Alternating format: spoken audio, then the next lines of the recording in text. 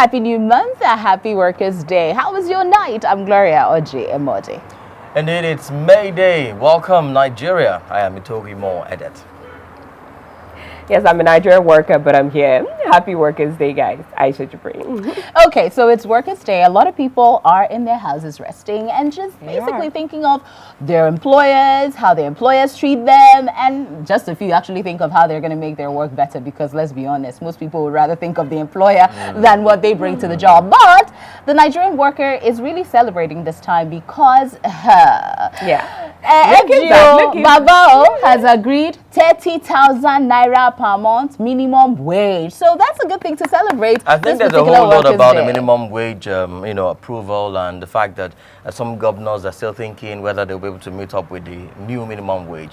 But from I think a large chunk of them have agreed to pay the minimum wage, which is a good one for them. It is quite good. Did this cast my mind, back to the statement by the Vice President Yemi Osinbajo at the Governors Forum, where he made mention of the fact that, the state should try their best to make sure they can pay the minimum wage.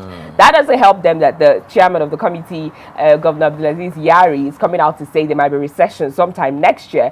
But then when we look at the 18,000 back then when we had it and the 30,000 now that we have now, should we be celebrating? Well, let's be very honest, because when you look at what the price of fish... Let's go there. Okay, let me use a very simple indices. When we look at the price of fuel when 18,000 naira minimum wage came into effect, that was 87 naira. Yeah. And now with 30,000 naira, it's 145 naira per liter. When you do the math, it's practically the same amount of money. So for all intents and purposes, this is not an increment. It is just a balancing out. But so balancing out? $110 against $86. There's a difference. To me, that's a decline. That's a step down. For me, Gloria, I would have preferred Labour stayed with the 65,000 initial proposal, and I think it would have paid off eventually. You see, here's the funny thing about it. I mean, the balancing out you guys are talking about would have been better with 65,000. That's why you had a tripartite committee to look at all the indices and all the aspects of this before you even come up with it. Now, at 30,000 naira, a lot of governors are even groaning that they may not be able to pay that. You don't want to start and do something that feels theoretical, but towards the end, or as we proceed, it becomes difficult. Some states are even struggling to pay 18,000 naira. Now it's 30,000 naira. So let's be a bit realistic. But congratulations to the worker. All of that. Yes, and all of that. I think IGR for individual states and not just depending on the federal government and for income. But most of them actually depends on spoon feeding. We do the spoon. Most of them depend on the monthly allocations in the country. It's quite sad. There's a lot more the states can do. There's a lot more power that I think the governors already have, and they should tap into. And this is something a lot of the governors and a lot of the legislators don't want to hear. But you have to cut the cost of government. Let's be honest. It starts with you. It starts with you. Talking about cost of governance, Nigerians may fall more into extreme poverty in the next couple of years. That's because our population have increased to 201 million. Well, as a matter of fact, I don't think that is new. I almost said billion. May I say something? Because that's what is ringing in my head right now. May I say something? Billion. Sorry, give you guys. I haven't brought my kids, and we're already toward. Wow. I don't know why this is such news, because a lot of estimations. I'm sorry. With all estimations, a lot of people have estimated, even in the news as you read it, they say Nigerians are roughly around 200 million. So it's just saying. Those were estimates. That is what I'm telling you. A lot of listen to me. A lot of people, I have said it over and over time, especially when I'm reporting the news, a lot of people use the estimates of Nigeria being around 200 million people. Even politicians use that word. So it's just making it more formal, giving you a stat, which is funny. It's coming from outside of Nigeria. I think it's even wrong that we had to wait for the UN organization to give us our exact figure. Because we can't come up. What happened to census? When was the last that we had census? 2006. The only thing I think about census is I see it on your on buildings where they write this, that. What's that number that they do? Make it seem like some sort of secret code. What is happening in the country? Count me. I need to start giving back to my kids. I haven't Because the reason we can't have census, or we haven't had census in this country, is because everything that has to do with statistics, everything that has to do with keeping record and numbers is always problematic, from parastatal to parastatal, from agency to agency. So you think about having to count every single member of this country, every single indigent of this country. It's going to be very difficult. Well, Gloria, I think in the last couple of years, NBS yes, have been making much effort to ensure that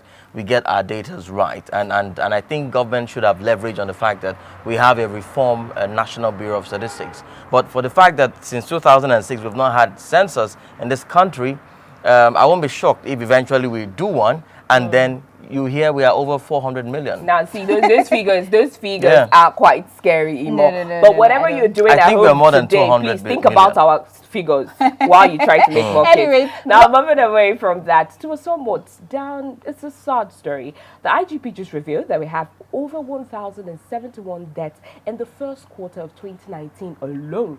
Now that's alarming. We're talking deaths concerning kidnappings. We're talking that, you know, from bandits-related activities through the northeast, through the south. Now a lot of this figure, over 700, is coming from the northeast, but that is alarming. And then you have to, yes, in the past few months we have been reporting all of the killings in Zamfara, in Kaduna, and up north. I mean, these days banditry, which was something that some of my guests said on my show, the banditry will soon overtake terrorism that is going on up north, because it is becoming the new terror. It's becoming the new terror. And unfortunately, when Boko Haram started about 10 years ago, it was looked at as one of just uprising, and now it has become an internationally recognized terror organization. If the government doesn't look at banditry and kidnapping, they could have a big catastrophe. And sometimes we just need to ask ourselves, where did we get it all wrong? I mean, some of these terms, banditry, terrorism, they were so alien to us. But now they have...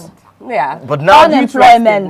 But now they seem to have become a part of us. Every day we hear of killings, we hear of murder here and there. The idle mind is the devil's workshop. When young people, not just young people, even older people are not employed and they don't have a source of earning and taking care of their responsibilities, their brains begin to think of ways to earn. And one of the security experts I had on my show said it's very simple. Kidnapping, for example, has become a lower risk business because you take the person, you negotiate. And the thing is very lucrative. The payment of this ransom, do you think it encourages it does encourage. Look at the case of the UBEC chairman that just happened. We're hearing that his family paid 13 million naira out of the 50 million naira that was asked, and in hours it was released. Do you think that is what is fueling this? Because if I hear that a gang collected, if a gang somewhere else hears that another gang collected 13 million naira, they'll fish off for a big fish. If your kid was kidnapped and you were asked to pay money, would you pay it or say, you know what, I want to make sure that they are caught and than risk my child's life? Would you do that? It is so sad that in Nigeria, that's the only option that we have at this point. It is really sad. The government has it's a big call for the security agencies. Anyway, please, can we talk about something really cool, something more fun? Something more fun, something more upbeat. Anyway, talking about fun and upbeat, I'm always thinking food. I'm not even that, you know, but I think about food. So what's for breakfast this morning? Okay, maybe we can do some... I was thinking a regular. It'd be nice to have all of that and then eat all of that. But unfortunately, this is not Lagos. I mean, and Gege bread would have been a very good combination. See, don't allow me to have flashbacks. Anyways, you know what? You have a beautiful workers' day. For all of you workers that are taking time to relax today, reflect on what you can bring better to your work environment and not necessarily what Oga has to give to you. And I will always add, look, for all of you crying over minimum wage, it is really bad, but you all have to put your minds into something extra, because not leave your work and go and be doing something extra, but at least in your spare time there are so many other things that you can creatively do to encourage and augment your income. I would want to talk about the history of Workers' Day, where you're supposed to be working for 8 hours. Think about that very well. Are you working for 8 hours where you're working? No, you're talking to the bosses. No. I'm going now. You want my salary? Think about that and reflect. Also, if you're going out for any match or you're going out to celebrate anything, or you're wearing polo shirt, you're part of the NLC, NUC, just be careful. The security situation, like you hear in the country, is not so much right. She's Aisha Jibrin. And I'm Itohoimo Edet. And she is Gloria Orji-Emodi. See you guys tomorrow.